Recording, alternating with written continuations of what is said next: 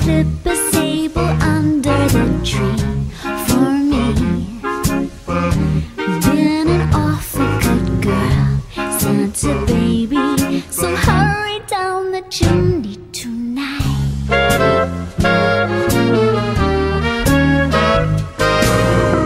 Santa baby, a 54 convertible to light blue. I'm joined today by Chris, who is the comms manager at Dublin Pride. Chris, welcome to LGBTQ+life and welcome to Dublin City FM.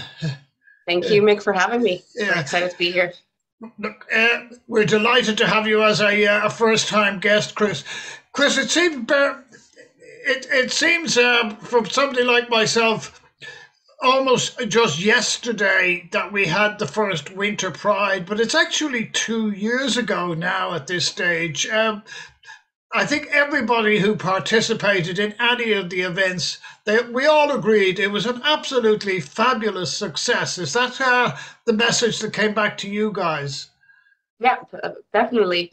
And I think what the important thing for members of the community was to kind of keep engaged throughout the year and not just come together in June, because, you know, as you know yourself, all eyes are on us in June, which is Pride Month, but then we're kind of like trying to keep up the engagement with the community and, you know, for the community as well, because I suppose the winter months, especially around Christmas, can be particularly hard for certain people, especially members of the community who might not be out to their families or who might have a very difficult relationship with their families. And I suppose, like, especially during lockdown, where travel has also been so restricted and is now just like picking up again, that's something to keep in mind as well. So we've been trying for the past 3 years, so this will be a third year of Winter Pride, to kind of keep up the engagement throughout the year, not just in June.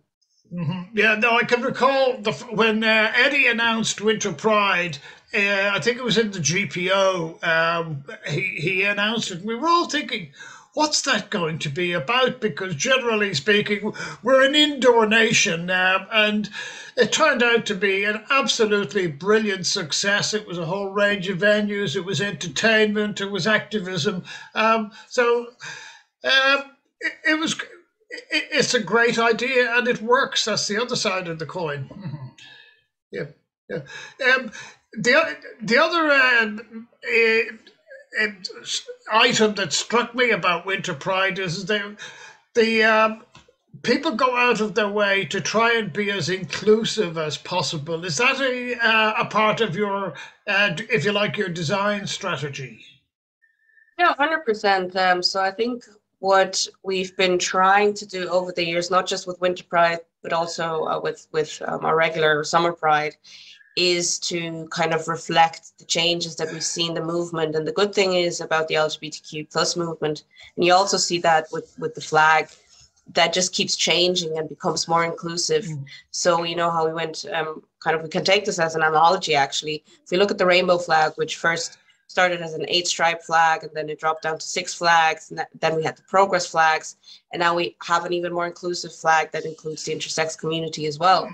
And I suppose while not all members of the intersex community would identify as members of the LGBTQ+ community, for those who do, we also want to create a safe environment, and obviously also for other members of the community. We just had Transgender Awareness Week, actually, so and Transgender Day of Remembrance, and you know, the number of murders and attacks against trans and gender non-conforming people keeps rising year by year, and we've definitely seen an increase in hate crime and hate speech when it comes to transphobia, and the trans community in Ireland faces a lot of challenges, including waiting lists when it comes to accessing healthcare for gender affirming surgery or gender affirming services. So I think it's that just highlights how much is needed and how much that sense of community and support is needed. And again, that's needed throughout the year and not just in June. Well, I was at a couple of events last week for the Transgender Awareness Week. One at the Spire. Now, it was an absolutely miserable day. It was cold and it was wet. But what was really good to see was not only the number of people that turned up, but the distance that people had travelled to show solidarity with the trans and the intersex community. There was one group from the University of Limerick, and I was very impressed that they would take the time to show that solidarity.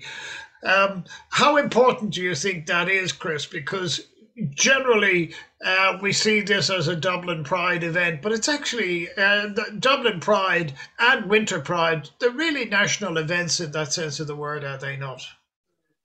Yeah, so I suppose for Winter Pride and the event that you mentioned there at Spire was actually not organized by us. That was Trans and Intersex Pride. So we can't take any of the credit for that. And it's amazing to hear that people showed up. I myself, I was away in Germany, otherwise I would have been there in the rain as well.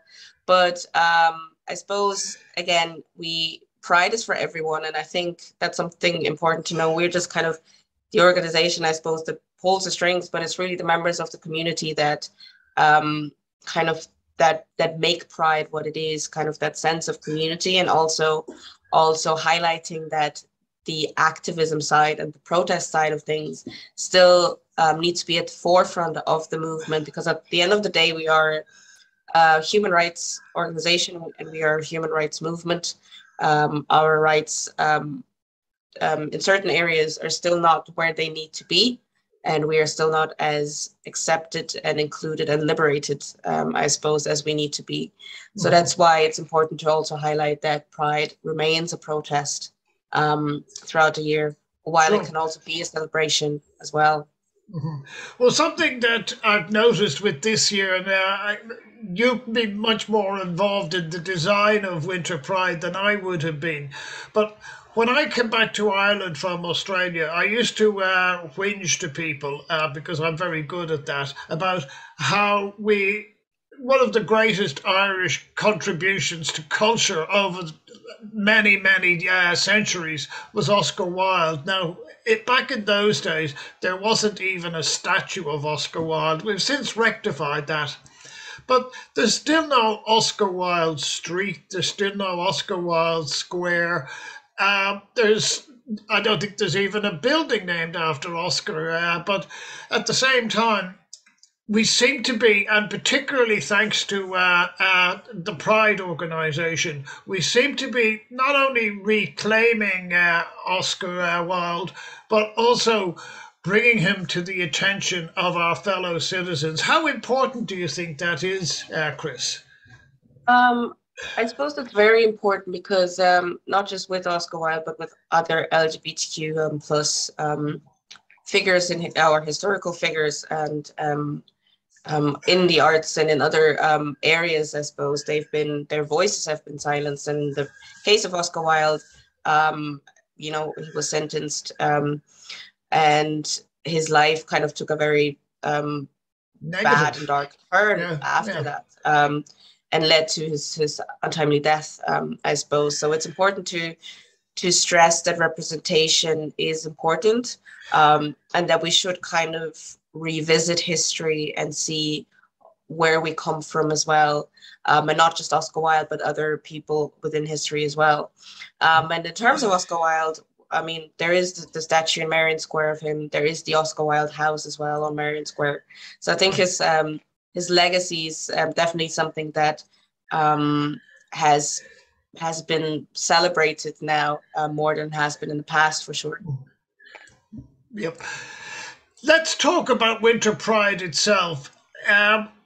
It started last Saturday on the 27th of November with the treasure hunt. Unfortunately, it's a bit late to be talking about that, but it's starting today on the 29th of November, and there's going to be a whole series of events going on for several weeks. Can you just tell us what event can people look forward to starting the 29th of November, Chris? Yeah, so from the 29th, so from today till the 11th of December, that's kind of our main Winter Pride period. Obviously, there's other events that started before, like the treasure hunt, or also the event on the 21st for World AIDS Day that was organized by Invisible Thread Films, on Meeting House Square. But I suppose for us, we will be mainly based at the CHQ building in Dublin. And we'll have a Winter Pride Hub, which was a great success. This summer, actually, we also had a Pride Hub on Duke Street in Dublin too, just off Grafton Street. And we're kind of bringing that back to CHQ from the 29th till the 11th, 29th of November till the 11th of December. It will be in CHQ, and we'll be selling merchandise and Pride bits and bops and Christmas presents and all you kind of need to get your Pride on, basically. So that will be happening. That will be up for all of Winter Pride. Then we'll have, and that's good that you mentioned Oscar Wilde there, because we'll have our Wild About Pride week. So to kind of honor his memory and his legacy and kind of celebrate his life as well, we'll have a few days dedicated to the life of Oscar Wilde as well. So starting on the anniversary of his death, the 30th of November, until the 5th, Sunday 5th of December, we'll have a whole series of events dedicated to Oscar Wilde. So we'll have a walking tour with Tony Walsh, the Wild Walk. We will have Wild Child, so that will be a drag storytime event where we will read Oscar Wilde children's story read by the drag queen Attract Attention. That will also happen on the 4th of December at CHQ. We'll have a Wild History event. Again, Tony Walsh will be in conversation with trans activist Sarah Phillips at the Oscar Wilde House on Saturday the 5th. And there's loads of other events that we're kind of partnered with other organizations. So, for example, the Little Museum, we're working together with them for two queer walking tours on the 2nd and 3rd of December, which people can go visit. And we have the Living exhibition launch and the exhibition itself that is organized by GCN and HIV Ireland, an exhibition about a photographic exhibition about people living with HIV in Ireland. So there's loads going on, really, and we're trying to kind of keep the community engaged, because, you know, I think a lot of people now are getting bit worried with rising numbers and incident numbers and COVID numbers again. And that's also something that we want to encourage people to do. When you are visiting our events, please be safe and wear your mask when you need it. Keep your distance, wash your hands regularly, and just mind each other and yourselves as well. Sure, yeah. Now, for anybody who isn't familiar with it, CHQ building, it's just down from the Custom House. If you were walking towards, say, the Point or the whatever it's called, the O3 these days, you would pass by the Custom House on your left-hand side, and it's maybe, 100 meters down there. Exactly, so, it's where Epic Museum is based as well. Sure, yeah. Now, is that going to be like the venue you had? I know there's going to be exhibitions there, Chris. Is that going to be like the venue you had in Duke Street? Will there be merchandise available? Will there, more of those fabulous face masks that I got from you during the summer? Yeah, exactly. So it will be on a smaller scale because, of course, June is Pride Month. So that's when, again, all eyes are on us. So this is kind of like a smaller season. So we don't expect the same kind of, the same crowd. But there will be masks. We'll be selling face masks. We just ordered new ones. We'll have T-shirts as well. We have tote bags. So we got all the bits and bobs. We have little pins and all of that as well. So so everything to keep you happy, and everything that you loved about the Pride Hub in June is coming back to CHQ this winter, December. Yeah. Can I ask you just a little bit more about the walking tours? Now, Tony he's a legend for his own walking tours. Do we know what route this Oscar Wilde walking tour will take? I think it starts at Dublin Castle and ends at Panty Bar and Capel Street. So yeah, that's how it kind of like, and then it just walks around that area and just kind of explaining the history of queer Dublin. I think everyone knows, or in the community knows, Tony Walsh, and he is the founder of the Dublin Queer Walking Tour. So he knows his stuff, and then as a nice finish, we'll have wild themed cocktails and entertainment at Panty Bar as well. Yep. And that will happen actually on the 3rd of December at Yep. 7:30 p.m. for anyone wanting to join. Is there a cost for that one, Chris, or is that one gratis, as we would suggest? Mm-hmm. Yeah, that's a free event. So anyone can join. Actually, if you want to check out all of our events, you can head over to our website, dublinpride.ie/events, Mm-hmm. and everything is listed there. And most of them are actually free. And we still have tickets for them, except for the drag story time event that's sold out. But all the other ones still have tickets available, and they're all free for most of them. Am I right in thinking there's a poetry event as well, Chris? Yeah. So there'll be a wild poets. It's what it's called on the 30th. Yeah, so that will be kind of our kickoff event. Wild Poets will happen at Street 66 on the 30th of November. I think it starts at 6 or 7, not sure, but you can double check on our website. But yeah, so we'll have performances and performers lined up for you then.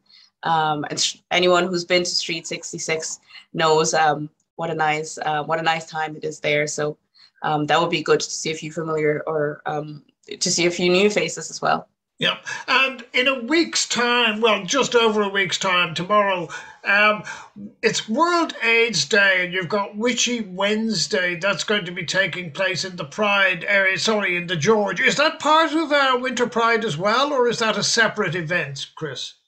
So that's a separate event. We're just promoting it on our website. So we're actually teaming up, or we're supporting the Pause Vibe podcast. So Veda, who is the main act on Witchy Wednesdays, will kind of be joined by Robbie Lawler for the Witchy Wednesday. So that's kind of like the podcast duo. So we're promoting that on our website. So yeah, the George is always a good time. So might as well go down for a boogie. Well, look, we know about Veda's podcast, and everybody talks about how good it is. So go down there and see Veda live. She was one of the stars of Winter Pride at the RDS, or not the RDS, at the concert hall a couple of years back as well. So just before we conclude on this one, I have to say, Chris, I'm just a bit. How can I put it? I was hoping you'd have the older and bolder, because the last time round we had a lovely day with the Lord Mayor at the Mansion House. Is COVID putting the kibosh on that, that such things can't happen? Yeah, we were actually just talking about getting the older and bolder group together yesterday, actually. And we're very wary actually about crowds, and especially people who are at high risk, getting them together over Winter Pride, and we want to be as cautious as possible, and we will definitely get the older and bolder group together. Funny that you mentioned just because we were talking about it yesterday. Again, when it is safe to do so, but I think that everyone feels like things are a bit up in the air at the moment. So we do want to be cautious, and we don't want to make promises that we then can't keep. So we're trying to kind of follow through with the events that we have right now, and then assess the situation, and then expand on the program. Yeah, well, the reason why I mentioned that is because it was so good the last time. I mean, we had a lovely day at the Mansion House, and we had tea with the Lord Mayor, but it was also, there was a visit to the National Gallery as well, which was just absolutely fabulous. So for those of us who've been around a bit, it was just a terrific day out. So anything you could do in that regard. But on that point then, Chris, with the walking tours, are they limited to numbers of people, or is it... because I presume you're going to have to spread them out to a certain degree, that you're not having everybody all milling around like you might have on one of these normal tours that you see down in O'Connell Street. Yeah, 100%. So they are limited. So all of our events are limited to be in line with COVID guidelines, and also just to enable people to actually spread out a little bit.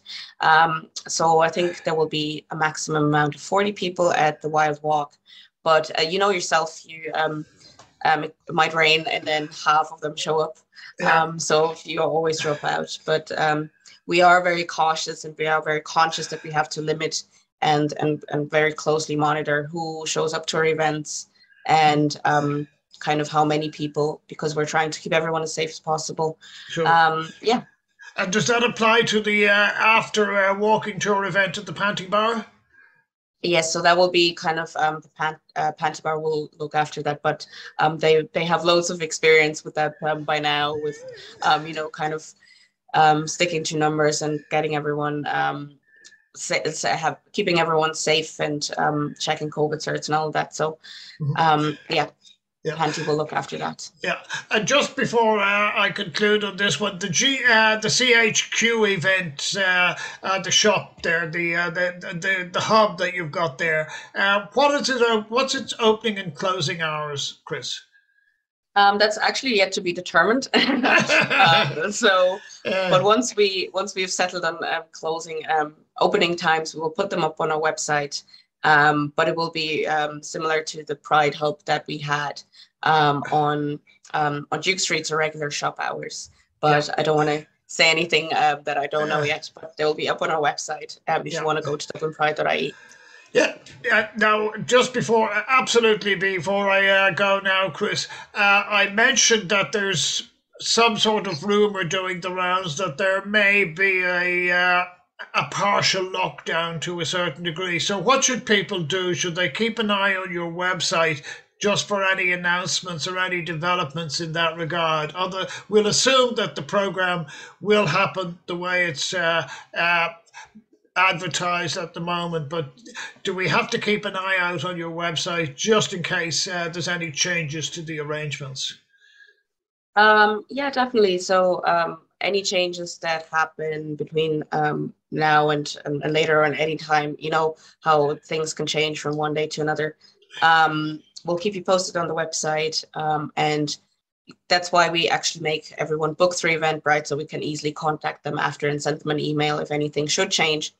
But obviously also listen to the radio and the government, and read the news and kind of stay up to date. But yeah, about the rumor, I haven't heard anything. So we'll just kind of play it by ear. We're hoping everything will go ahead as planned, obviously, but we also kind of know that safety always comes first. And if we have to have more restrictions, then we'll kind of do that to keep people safe. And that's our priority in winter, and that will be our priority next summer as well. Yeah. So the good news is 29th of November to the 10th of December, Winter Pride. Come and participate to some degree, or to every degree that suits that one can. Yeah. Chris and all our friends at Dublin Pride, it's been a delight to talk to you today. Keep up the great work that you're doing, and hopefully we'll be back next summer in all our glory, doing what we do best, and that is celebrating Pride. Thanks, Mick. Yeah. Bye. Take care. Friends with Dorothy, fighting for your civil rights. Out on the cruel streets tonight. For Sylvia and Marcia, life was harder than you'll ever know. A silly place to start, where others just threw a stone.